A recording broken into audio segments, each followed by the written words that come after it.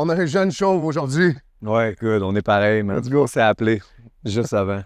Je suis content d'être là. Merci beaucoup de me recevoir.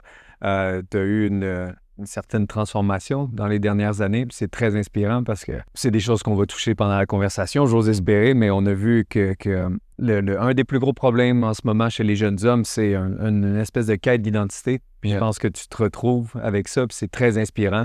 D'habitude, quand on va parler, exemple, de l'Église, on a souvent une vision très du passé, de ce que c'était. Puis c'est le fun d'avoir quelque chose de nouveau. Puis j'ai eu la chance d'écouter quelques de vos podcasts. J'aime comment vous apportez les choses. J'aime quand vous touchez des sujets qui sont pas controversés, mais qui sont des sujets d'actualité avec une approche rationnelle plutôt qu'une approche émotionnelle. Puis je pense que ça fait réfléchir les jeunes plutôt que de seulement être en surface, seulement lire des titres, des punchs.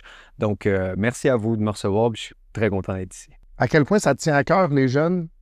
Beaucoup. J'ai une messagerie, tu sais, sur mon Instagram, la plupart des gens qui me suivent, c'est des jeunes entre 15 et 28 ans. J'ai un impact, j'ose espérer, positif derrière eux. C'est là que je fais attention. J'essaie de devenir le meilleur homme possible. Je pense que ça devrait tous être notre quête. Puis moi, je suis plus un petit peu plus un grand fan de philosophie. J'aime beaucoup Spinoza, Marcus Aurelius dans son livre Méditation. Donc, ça va être fun d'échanger des idées autour de nos visions. Mais je pense qu'on se rejoint sur une chose, c'est qu'on veut être les meilleurs hommes possibles. Et